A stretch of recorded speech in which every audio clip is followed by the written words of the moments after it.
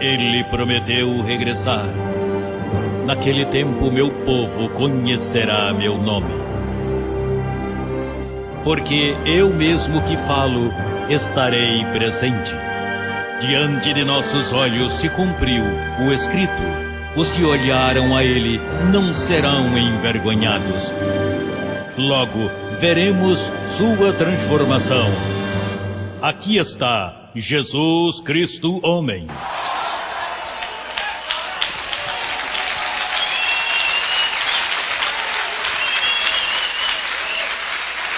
Bem, vamos para o nosso assunto. Vamos para a carta.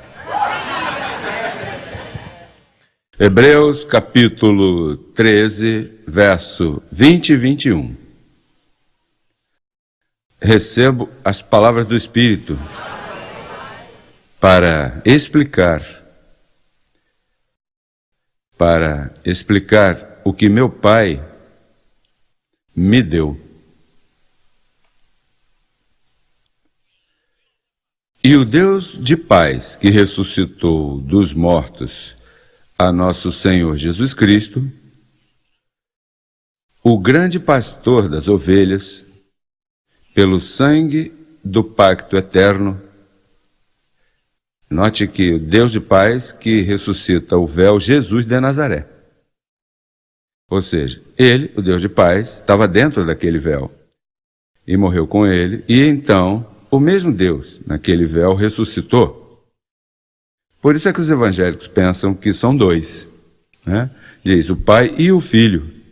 E em parte tem certa lógica, mas é um só, porque Deus é sempre um. De fato, Jesus de Nazaré disse: eu rogo que vocês sejam um, como eu e meu Pai somos um, porque é um. Mas Deus, quando entra num véu, o véu se vê de uma forma, mas quem está aí é Deus. E diz que Cristo foi crucificado em debilidade, não em poder. Quer dizer que era um homem débil, ainda que tenha cumprido a lei, às vezes frequentava lugares um pouquinho... Foi crucificado em debilidade, tentado em tudo. Agora, quem estava aí dentro tinha todo o poder, mas esse poder, note que diz que com o poder com o qual pode em si sujeitar todas as coisas para Deus, se meter num véu é se reduzir quase a nada. Imagine, Deus, por isso é que as pessoas dizem: você, Luiz, é Deus? Não tem material para isso. Claro, eles estão olhando o véu, e com os limites que a pessoa tem, né, tremendos. Mas aqui diz que ele é o grande pastor das ovelhas pelo sangue do pacto eterno. Agora veja o que diz: vos torne aptos em toda boa obra, para que façais sua vontade. Vos faça aptos em toda obra boa, para que façais sua vontade. E veja que beleza, isso aqui é um negócio redondo, diz, fazendo ele em vós, ou seja, que não és tu. Fazendo ele em vós o que é agradável diante dele, por Jesus Cristo. Ao qual seja a glória pelos séculos dos séculos. Amém. 22.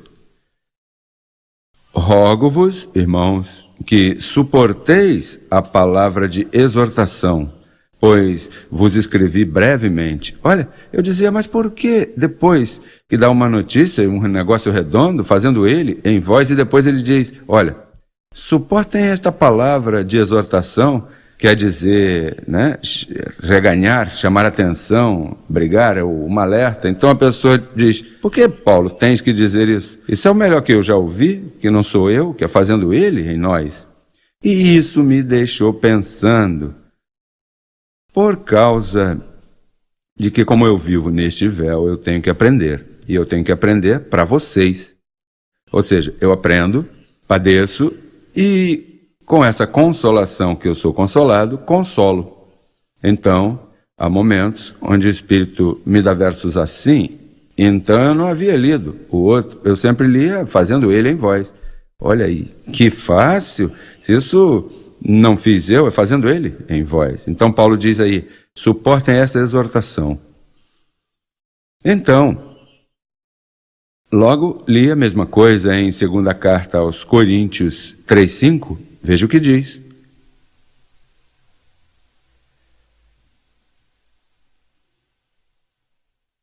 Não que sejamos competentes por nós mesmos para pensar algo como de nós mesmos, senão que nossa competência provém de Deus, o qual também nos fez ministros de um novo pacto, não da letra, senão do Espírito, porque a letra, a informação mata, mas o Espírito vivifica. Então me pus a pensar. Eu tive ouvindo ou vendo um programa do Sistema, onde o pastor dizia: se você não fizer um plano, Deus não pode executá-lo.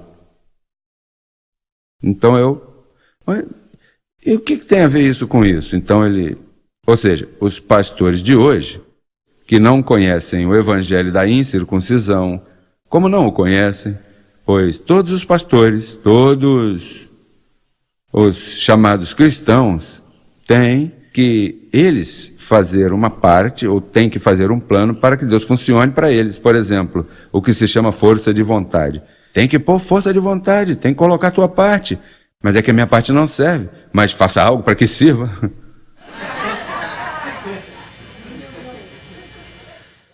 Ele estava dizendo, por exemplo, se tu necessitas de um lar, pois tens que se propor a fazer um plano. Então falas com a esposa e diz, bom, vamos guardar tanto por mês. Quanto tempo vai levar? Bom, em 7 anos, quem sabe conseguiremos o depósito. Então tu apresenta esse plano e em base a esse plano Deus funciona.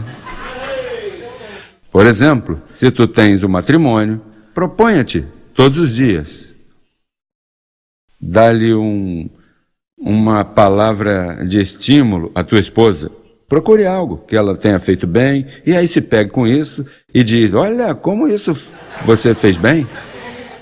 E eu me lembro que isso são processos que a pessoa vai passando. Eu me lembro quando eu trabalhava para a Associação Evangelística de Nova Inglaterra, eu era evangelista e então eu ia às suas conferências e o líder dizia, quantas horas tem uma semana? 168. Ok, quantos dessas 168 você dorme? Se dormir 8 horas? Bom, 7 dias, 7 vezes 8, 56. Quantas restam? Bom, 100 e pouquinho, né? Ok. Quanto tempo tu estás em tua casa? Tanto. E você segue diminuindo até que você faz um plano. Ok, eu tenho 168 horas. Ok, quantas tu dedicas ao Senhor por semana? E aí tu cais em culpabilidade. Ou seja, dessas 168, você não poderia dar 8 horinhas ao Senhor? Então, se tu estás 2 na quarta e 2 domingos, são 4, te restam 4, e as outras 4, então tu entra num quartinho e aleluia, aleluia, aleluia, aleluia, aleluia, aleluia, aleluia, abençoa meu papai, abençoa minha mãe, abençoa meu tio, abençoa meu primo, abençoa o carro, abençoa o cachorro, abençoa o gato, porque você vai dar 8 horas ao Senhor.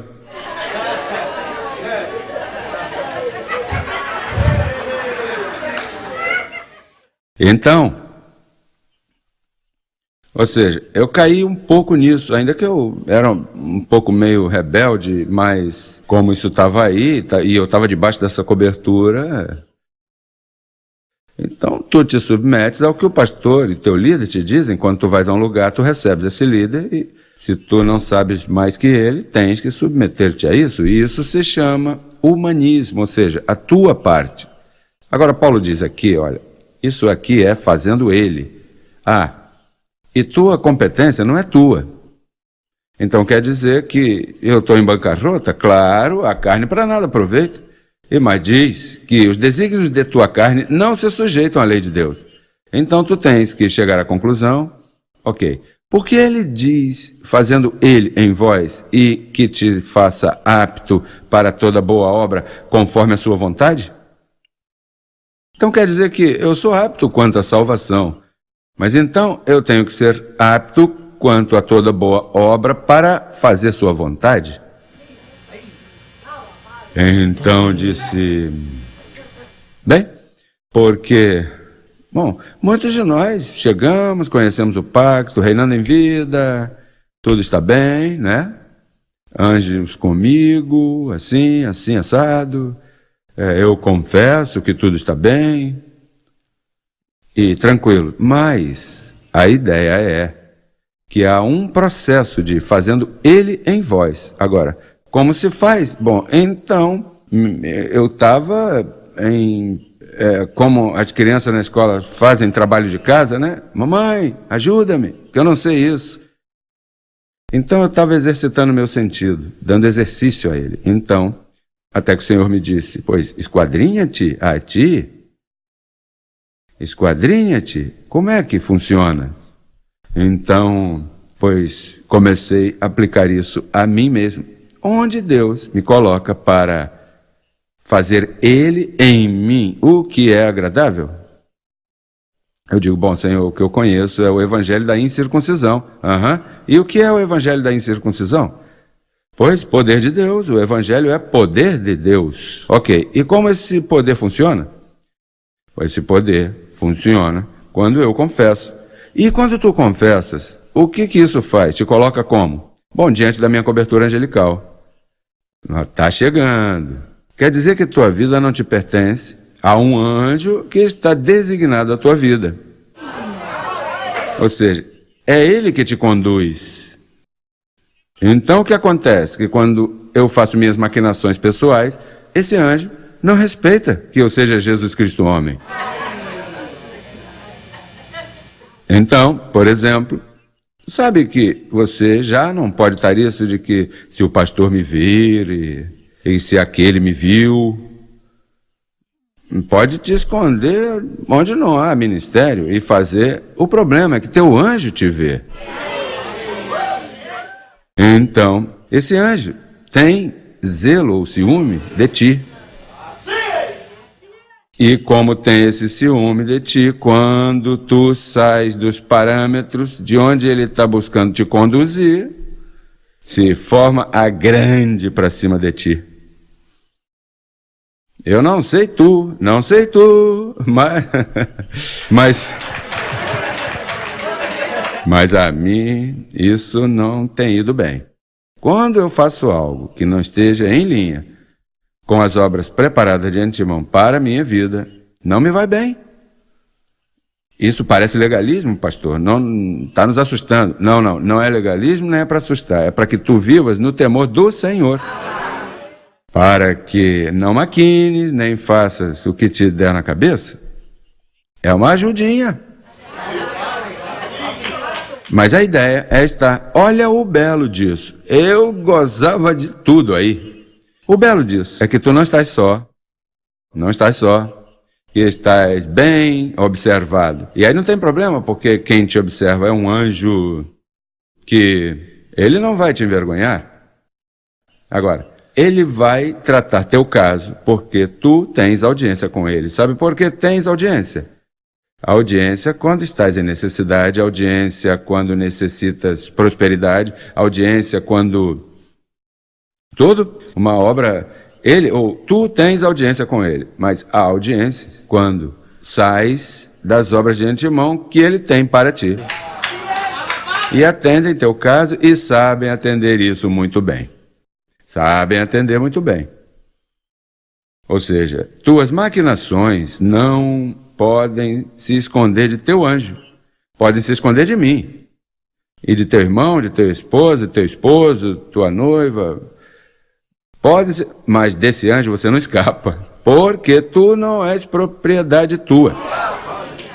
Tu és propriedade de papai.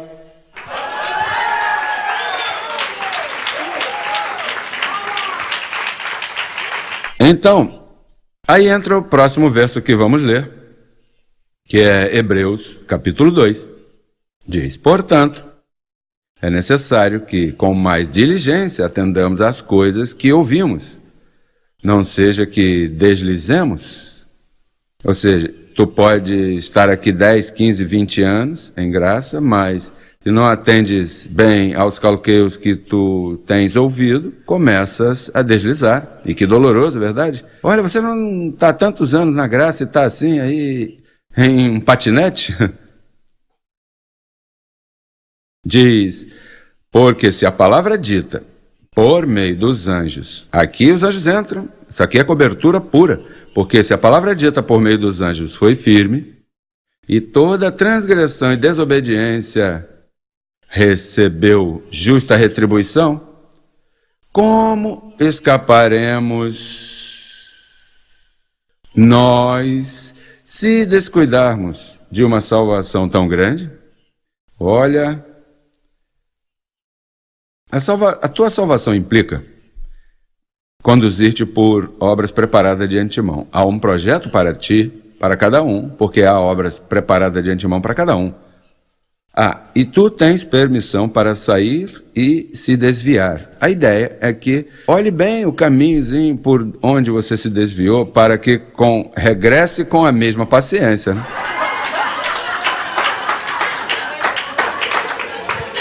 Sabe que às vezes você vai dirigindo entusiasmado e olha, por estar falando uma ligação, olha quantos sinais eu avancei. E depois está no labirinto e diz, ei caramba, eu estou perdido. A ideia é, porque não vais escapar. Ou seja, se tu aprecias que és um escolhido predestinado, não importa quem és, olha, tu pode ser bispo, pastor, pode ser Jesus Cristo homem, pode ser quem for. Aqui ninguém se salva. Sabe por quê? Porque o prêmio é muito grande e o amor que se tem a ti é muito grande e as obras preparadas de antemão são muito grandes. Então ele diz que te anela com ciúme aquele que se une ao Senhor um espírito. Então te salvaste. Te salvou, igreja. Olha, e eu ainda não pude escapar de uma. E eu imagino que tu também não. E se fores honesto, me dirás, ei, apóstolo, eu sei que tu estás falando, tranquilo. Ele aperta as coisas. Olha, peraí, não estou gostando disso, isso está frouxo aqui, aqui tem parafuso frouxo, tem que afirmar as estacas. Há umas estacas aqui que o vento está balançando, bate com mais força aí. Bate com a marreta aí para firmar. A ideia disso é aprender o caminho, muito bem, por onde te desviaste, e com muita humildade, ainda que tenhas que regressar de novo, comprar as passagens de novo, ou desfazer as malas de novo, ou mudar-te de novo, ou dizer que não foi assim, nem foi assado. A ideia é que tu regresses e faças sendas direitas para teus pés. Que o coxo não saia do caminho, essa é a ideia. Custe o que custar. A ideia é que tu sintas paz com o teu anjo. Olha, me sinto em paz, me sinto leve, eu estou fazendo o correto. Sabe que o caminho se aclara, então tu tornas a pegar força e te sentes melhor, mais iluminadinho. Porque há uma linguagem do corpo quando tu não estás em linha. Muchacho, até o teu cabelo fala de ti. Então, escapar dessa salvação é uma perda.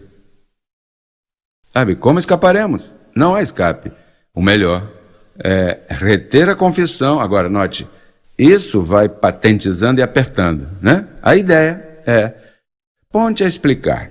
Se a competência não vem de ti, e é fazendo ele em vós, e diz para que te faça apto para toda boa obra, fazendo sua vontade. Tu que tens que pensar é em anjo. Quer dizer que tem que haver um anjo que me vela, que está designado a mim, que está se metendo comigo, que eu noto coisas, que acontecem coisas comigo, que me advertem. E tu tens que entrar nisso. E se não entras, te entram. Porque tu já foste advertido. Diz, pelo sangue do pacto, tu foste comprado por preço de sangue. Tu já não te pertences. De fato, fostes comprado e adotado à família da fé. Que isso Assim que onde saíste, recapacita e busca o caminho. Unta-te algo assim. Olha, onde foi que isso começou a danificar-se? Digo, se podes regressar, né? Porque às vezes não se pode, mas enquanto tenhas tempo, procura uma lanchinha. Ainda que seja com as costas molhadas, ainda que seja com documento, sem documento, tens que estar onde Papai Deus quer que tu estejas. Isso é bem importante.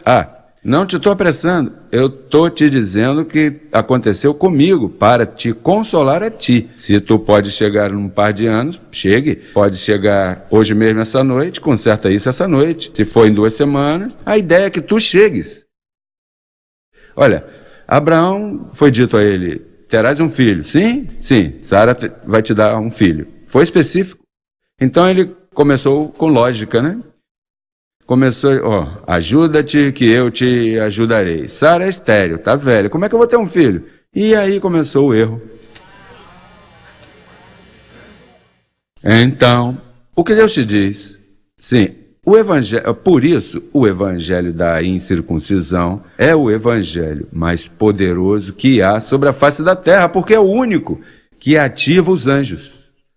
Quer dizer que todo esse sistema evangélico que nos critica, toda essa gente está órfã, em bancarrota, porque esses anjos não vão desobedecer Papai Deus para quê? E por quê? Porque são escolhidos? Tu pode ser um escolhido, se tu não estás no evangelho da incircuncisão, para ti não há serviço. Por isso é que todos esses pastores não nos entendem. Essa gente que não nos entende, quando nós falamos aqui, claro, em preto e branco, clarinho nós falamos, com versos bíblicos. E mais, eles até sabem que isso é assim, mas como não tem serviço angelical e a carne é débil, eles não são competentes, podendo ser competentes. O anjo não está produzindo o querer como o fazer porque não os faz aptos para participar da boa obra. Então estão em bancarrota, mas tu e eu temos anjos por nós. E se caminhamos em obediência ao pacto, tudo irá bem para nós. Abençoado povo, música, vamos cantar. Abba, Pai,